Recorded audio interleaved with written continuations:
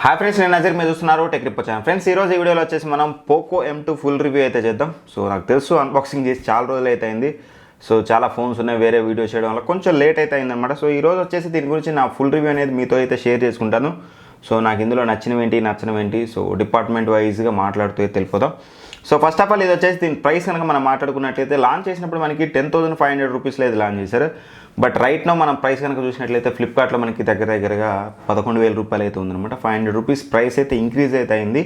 So నా review అనేది based on unboxing వీడియోలో వచ్చేసి మీకు ఆ ప్రైస్ పాయింట్ని బట్టి ఉంటుంది. ఇప్పుడు మాత్రం మీకు 11,000 ప్రైస్ పాయింట్లో ఇది బెటరా కాదా ఏంటి ఎవ్రీథింగ్ అనేది దీని గురించి అయితే మాట్లాడుకుందాం. ఇది వచ్చేసి 6+64GB వేరియంట్ అనమాట. మీకు తెలిసిందే ఏదైతే మనకి రెడ్మీ 9 ప్రైమ్ ఉందో దాని కాపీ వర్షన్, అంటే దాంట్లో ఒక వేరియంట్ 6+64GB వేరియంట్ని పోకో బ్రాండ్లో రీబ్రాండ్ అయితే చేసి తీసుకొచ్చారు. వీళ్ళు సొంతగా ఇన్వెంట్ చేసి తీసుకొచ్చిన మొబైల్ అయితే కాదు. But anyway what ever it may be, మనకి పెద్ద అవసరం లేదు, మనకి మంచి మొబైల్ అయితే చాలు.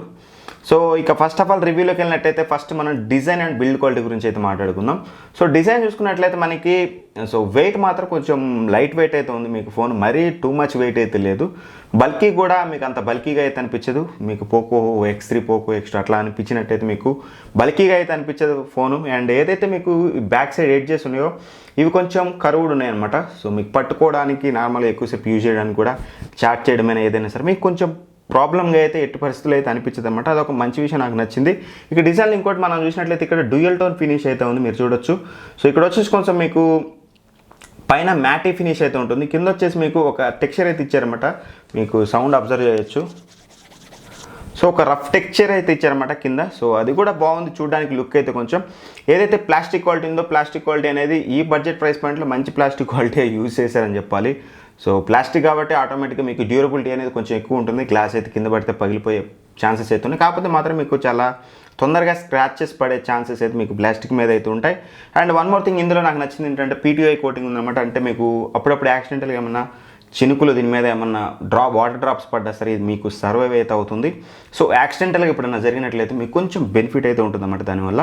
So design and build quality గురించి అదే నా ఒపీనియన్ వచ్చేసి. ఇక డిస్ప్లే గురించి మనం మాట్లాడుకున్నట్లయితే మెయిన్ డిస్ప్లే కదా, డిస్ప్లే వచ్చేసి మనకి 6.53 ఇంచెస్ ఫుల్ HD+ డిస్ప్లే వస్తుంది. బేసిక్గా మనకి వేరే బ్రాండ్స్లో మనం చూసినట్లయితే ఈ బడ్జెట్ ప్రైస్ పాయింట్లో మనకి HD+ డిస్ప్లేస్ వచ్చాయి. రెడ్మీ 9 ప్రైమ్ కూడా మనకి ఫుల్ HD+తో వస్తుంది, ఇది ఫుల్ HD+తో వస్తుంది.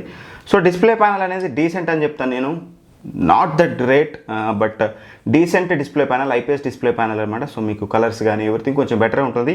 కాకపోతే మాత్రం దీని యొక్క IPS డిస్ప్లే అనేది మీరు ఫుల్ HD+ డిస్ప్లే కదా అని చెప్పేసి 15,000లో వచ్చే IPS డిస్ప్లేస్తో అయితే పోల్చమాకండి. ఎందుకంటే ఆ ఫోన్స్ డిస్ప్లేస్ నేను ఆల్రెడీ అబ్జర్వ్ చేస్తున్నాను కదా, నా దగ్గర ఫోన్స్ ఉన్నాయి.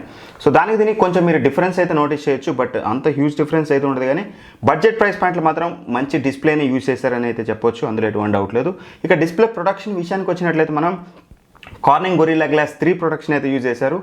సో ఓకే, డిస్ప్లే ప్రొడక్షన్ కూడా మనకి కొంచెం బెటర్ అని చెప్పొచ్చు. ఇక బ్రైట్నెస్ నిట్స్ కనుక మనం చూసుకున్నట్లయితే 400 బ్రైట్నెస్ నిట్స్ అయితే ఉంది. ఇక సన్లైట్ విజిబిలిటీ విషయానికి వచ్చినట్లయితే ఓకే, మీరు ఇందాక చెప్పాను కదా, సో ప్రైస్ని బట్టి అయితే ఖచ్చితంగా సన్లైట్ విజిబిలిటీ అనేది బెటర్. మీరైతే రికగ్నైజ్ అయితే చేయొచ్చు, మీకు ఎటువంటి ప్రాబ్లం అయితే ఉండదు. మీరు డైరెక్ట్ సన్లైట్ కిందకి వెళ్ళినా సరే 1 o'clock వెళ్ళినా సరే మీకు డిస్ప్లే అనేది అయితే విజిబుల్గా అయితే ఉందన్నమాట. సో ఓవరాల్గా సింగిల్ ఒకటే డిస్ప్లే అనేది ఈ ప్రైస్ పాయింట్లో వీళ్ళు మంచి బెటర్ డిస్ప్లే ప్రొవైడ్ చేశారని చెప్పాలి. ఇక రైట్ నెక్స్ట్ కనుక మనకి మెయిన్ థింగ్ వచ్చేసి పర్ఫార్మెన్స్ కదా. సో పర్ఫార్మెన్స్ విషయానికి వచ్చినట్లయితే మనకి ఇందులో వచ్చేసి G80 ప్రాసెసర్ వాడారు. So MediaTek Helio G80 processor. మనకి తెలిసిందే 10,000 బడ్జెట్లో ఇది ఒక మంచి ప్రాసెసర్ అని చెప్పుకోవాలి. ఎవరైతే కొంచెం గేమ్స్ మల్టీటాస్క్ ఆడుతుంటారో, మల్టీటాస్క్ చేస్తుంటారో, సో గేమ్స్ ఆడే వాళ్ళైతే నేను COD ఒకటే ట్రై చేశాను. అలానే మనకి వరల్డ్ క్రికెట్ ఛాంపియన్షిప్ 3 అయితే నేను యూజ్ చేశాను, ఆల్ఫాట్ కూడా యూజ్ అయితే చేశాను అనమాట. సో అంతకుమించి ఎక్కువ గేమ్స్ అయితే ఆడలేదు. బట్ గేమ్స్ ఆడేటప్పుడు పెద్దగా హీట్ అయితే ఏం అవ్వట్లేదు. నార్మల్గా అన్ని మొబైల్స్ ఎక్కువసేపు ఒక 1 hour మనం గేమ్స్ ఆడితే ఎంతైతే హీట్ అవుతుందో అంతే హీట్ అవుతుంది. పెద్ద హీటింగ్ ప్రాబ్లం అయితే నేను నోటీస్ అయితే చేయలేదు. అండ్ ల్యాగ్స్ కూడా మేజర్ ల్యాగ్స్ అయితే మీరు ఎక్కడ చూడడానికి అయితే ఉండదు. గేమ్ పర్ఫార్మెన్స్ అనేది కొంచెం స్మూత్గా అయితే ఉంటుంది. సో ఏది నేను ఆడిన గేమ్స్ వరకు అయితే PUBG అయితే నేనైతే ఆడలేదు. సో PUBG గురించి నేను కామెంట్ అయితే చేయలేను. ఇక ఓవరాల్గా ఒకవేళ మల్టీ టాస్కింగ్ కోసం మీకు మంచి మొబైల్ కావాలనుకుంటే మాత్రం దీని మీద అయితే లుక్ అయితే వేయచ్చు. ఇక పర్ఫార్మెన్స్ విషయంలో ర్యామ్ మేనేజ్మెంట్ విషయానికి వచ్చినట్లయితే ర్యామ్ మేనేజ్మెంట్ కూడా బెటర్ అయితే ఉంది. సో మీకు దగ్గర ఒక 6 యాప్స్ వరకు అయితే మీకు మెమొరీలో ఉంచుకుంటుంది. అంతకంటే ఎక్కువైనట్లయితే యాప్ సైజ్ని బట్టి మీకు కిల్ చేస్తూ ఉందన్నమాట. సో ర్యామ్ మేనేజ్మెంట్ అయితే నాకు బాగా నచ్చింది. ఎందుకంటే బేసిక్ ఇందులో మనం చూసినట్లయితే 6 GB ఆఫ్ ర్యామ్ అయితే ఉంది. సో బేస్ వేరియంట్ అయితే అవుతుంది మనకి 6+64 GB అంటే 6 GB ర్యామ్ ఉంది కాబట్టి అవుట్ ఆఫ్ 6 GB మీకు 4 GB ర్యామ్ అనేది ఫ్రీగా ఉంటుంది. సో మీరు ఎన్ని యాప్స్ అయినా ఇన్స్టాల్ చేసుకోవచ్చు. చాలా వరకు మీకు యాప్స్ అనేది మెమొరీలో అయితే ఉంటున్నాయి అనమాట. సో ఓవరాల్గా పర్ఫార్మెన్స్ విషయంలో నాకు పెద్ద ప్రాబ్లం అయితే నాకు ఈ మొబైల్ ఏమనిపించలేదు. కాకపోతే మాత్రం స్టోరేజ్ టైప్ వచ్చేసి వీళ్ళు ఈఎంఎంసీ అయితే యూజ్ చేశారు. So UFS type storage use చేసి ఉన్నట్లయితే ఇంకొంచెం ఫాస్ట్ పర్ఫార్మెన్స్ అయితే ఉండదు అంతే. బట్ అది మాత్రం మీరు నోటీస్ అయితే చేయలేదు రెగ్యులర్ లైఫ్లో మీరు యూజ్ చేసేటప్పుడు అయితే. ఓవరాల్గా పర్ఫార్మెన్స్ వైజ్గా నో కంప్లైంట్స్ అని చెప్తాను. సో పర్ఫార్మెన్స్ ప్రో మొబైల్ అని చెప్పొచ్చు బడ్జెట్ని బ్రెయిన్లో పెట్టుకుని కనుక మనం మాట్లాడినట్లయితే.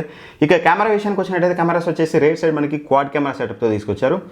కొంచెం డిజైన్ అనేది కొంచెం డిఫరెంట్గా ఉంది కదా. సో 3 కెమెరాలు దాని కింద వచ్చేసి మనకి finger print censor and right side వచ్చేసి ఫ్లాష్ అండ్ ఇంకో కెమెరా సెన్సార్ అయితే యూజ్ చేశారు. సో కెమెరా సెన్సార్స్ కనుక మనం చూసినట్లయితే 13 మెగాపిక్సెల్ మెయిన్ సెన్సార్తో వస్తుంది. 8 megapixel plus 5 megapixel plus 2 megapixel అయితే ఉంటుందన్నమాట. 8 మెగాపిక్సెల్ మనకి వైడ్ యాంగిల్ సెన్సార్తో వస్తుంది.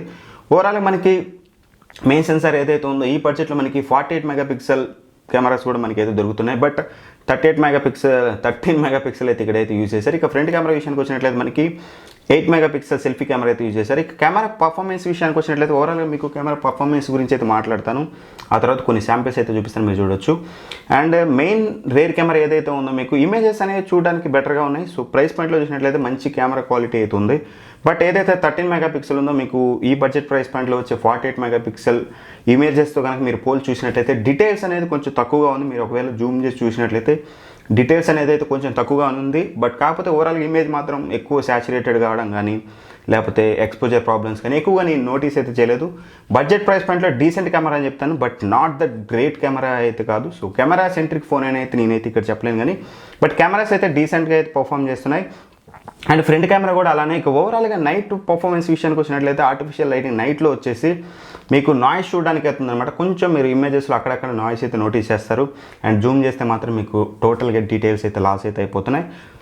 ఒకవేళ మీకు కెమెరా సెంట్రిక్గా ఒక ఫోన్ కొనాలనుకుంటే మాత్రం దీని అయితే స్కిప్ చేసేయండి.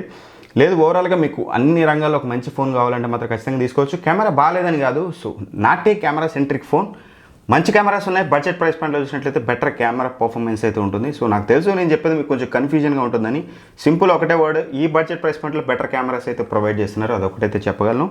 ఇక రైట్ నెక్స్ట్ కనుక మనం చూసినట్లయితే బ్యాటరీ విషయానికి వెళ్ళినట్లయితే బ్యాటరీ ఇందులో నాకు బాగా నచ్చింది ఏదైనా ఉందంటే ఈ డిపార్ట్మెంట్ అనమాట, బ్యాటరీ డిపార్ట్మెంట్. ఇది వచ్చేసి మనకి 5000 mAh బ్యాటరీతో వస్తుంది.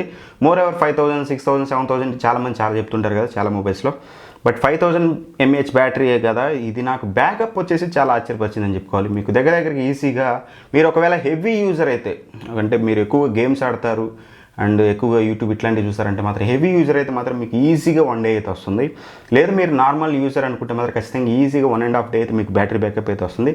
So in terms off screen on టైంలో కనుక మీకు చెప్పాలంటే మాత్రం మీరు ఒకవేళ గేమ్స్ ఆడతారు, ఒక 2 hours గేమ్స్ ఆడతారు అనుకుంటే మాత్రం మీకు స్క్రీన్ ఆన్ టైం వచ్చేసి 7 to 8 hours అయితే వస్తుంది. అందులో ఎటువంటి ప్రాబ్లం లేదు. కాకపోతే ఇందులో నాకు నచ్చని ప్రాబ్లం ఏంటంటే ఏదైతే మనకి ఛార్జర్ ప్రొవైడ్ చేశారో మనకి బాక్స్లో అది వచ్చేసి మనకి 10 watt ఛార్జర్ ఇచ్చారు.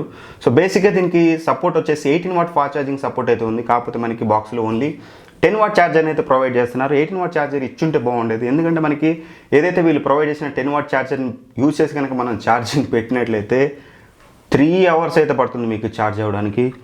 సో కంపల్సరీ మీరు నైట్ టైమే పెట్టాల్సి వస్తుంది అనమాట ఛార్జింగ్ వచ్చేసి. సో అదొక్కటైతే గుర్తుంచుకోండి, అదొక్కటే నాకు కొంచెం ప్రాబ్లం అయితే అనిపించింది అనమాట. సాఫ్ట్వేర్ విషయానికి వచ్చినట్లయితే Android 10 మీద రన్ అవుతుంది, MIU అయితే వస్తుంది మీకు తెలిసిందే. కాకపోతే మాత్రం మీకు ఇందులో పోకో లాంచర్ అయితే ఉంటుంది. బై గాడ్స్ గ్రేస్ అదే నాకు నచ్చింది ఇందులో. సో MIUలో వచ్చేసి మనకి యాడ్స్ అయితే వస్తుంటాయి. ఈ పోకో లాంచర్లో మాత్రం మనకి ఎటువంటి యాడ్స్ చూడడానికి అయితే ఉండదు, అదొకటి నాకు బాగా నచ్చింది. సో పోకో అదొక మంచి పని చేసిందని చెప్పాలి. సో రీబ్రాండ్ చేసింది కానీ ఫస్ట్ ఆఫ్ ఆల్ ఆ MIU నుంచి యాడ్స్ అయితే తీసేసింది. సో ఓవరాల్గా ఇక కొన్ని కీ ఫీచర్స్ కనుక మనం ఇందులో ఎక్స్ట్రాగా మనం చూసినట్లయితే మనకి ఇక్కడ IR బ్లాస్ట్ కనిపిస్తుంది కదా. ఒకవేళ మీ ఇంట్లో టీవీస్ కానీ ఏసీస్ కానీ ఇట్లాంటి వాటిని మనం కంట్రోల్ చేయాలంటే మాత్రం మన ఫోన్నే మన రిమోట్లో యూజ్ చేసి అయితే కంట్రోల్ అయితే చేసుకోవచ్చు. అండ్ వన్ మోర్ థింగ్, మనకి ఫుల్ HD డిస్ప్లే ఇచ్చారు కదా. సో దాంతోపాటు మనకి వైడ్ 1 L1 సపోర్ట్తో అయితే తీసుకొచ్చారు. రీసెంట్గా మనకి మైక్రోమాక్స్ ఇన్ Note 1లో చూసినట్లయితే వైడ్ 1 L3 ఉంది ఫుల్ HD డిస్ప్లే అయినప్పటికీ. సో మనం అమెజాన్ కానీ నెట్ఫ్లిక్స్ కానీ అందులో అయితే ఎంజాయ్ అయితే చేయలేం, ఫ్యూచర్లో ఇస్తే ఇవ్వచ్చు కానీ వాళ్ళు.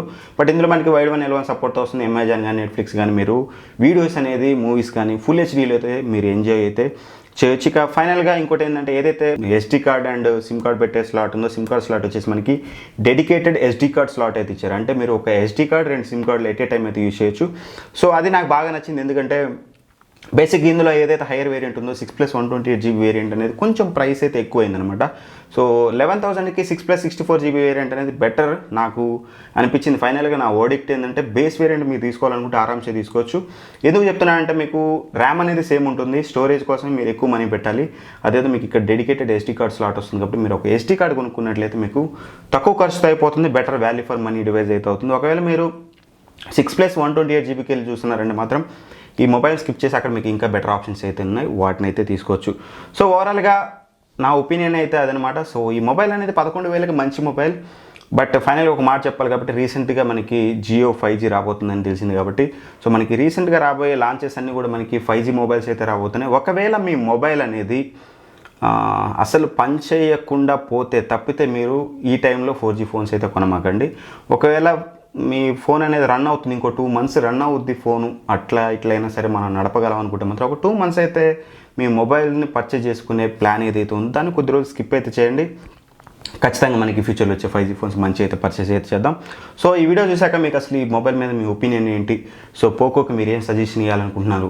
నా ఛానల్లో ఇంకా ఫ్యూచర్ డెవలప్మెంట్స్ కోసం మీరు ఏం సజెషన్ ఇవ్వాలనుకుంటున్నారు అన్ని కింద కామెంట్ బాక్స్లో అయితే మెసేజ్ చేయండి. అండ్ ఫైనల్గా ఈ వీడియో నచ్చితే మాత్రం ఖచ్చితంగా లైక్ చేయండి, ఫ్రెండ్స్ అండ్ ఫ్యామిలీ మెంబర్స్కి అయితే షేర్ చేయండి. అందరికీ నా సిన్సియర్ రిక్వెస్ట్ ఇది. సో మన ఛానల్ని కొత్త మెంబర్స్ ఎవరైతే ఉంటారో సో మన ఛానల్ తెలియని వారికి తెలియజేయడం అయితే ఇది ఒక్క పని అయితే మీరు చాలా నా కోసం ఇష్టంగా చేయండి. సో దానివల్ల మన ఛానల్ అయితే గ్రోత్ అయితే అవుతుంది. ఫ్యూచర్లో మీకు చాలా ఇంపార్టెంట్ అండ్ మంచి మంచి కంటెంట్ అయితే మీ ముందుకు తీసుకురావడానికి అయితే ట్రై చేస్తాను. అండ్ ఇప్పటివరకు మన ఛానల్ చూస్తూ మీరే సబ్స్క్రైబ్ చేయకపోతే మాత్రం ఖచ్చితంగా సబ్స్క్రైబ్ చేసుకోండి యార్. సో కొంచెం నాకు అది బూస్ట్ అయితే ఇస్తుంది. ఫ్యూచర్లో మంచి మంచి వీడియోస్ అనేది కొత్త కొత్త కాన్సెప్ట్లతోటి సో మీకు టెక్లో కొత్త కొత్త కాన్సెప్ట్లు అయితే తీసుకురావడానికి ట్రై చేస్తాను. So anyway thank you for watching. By by, జై హింద్.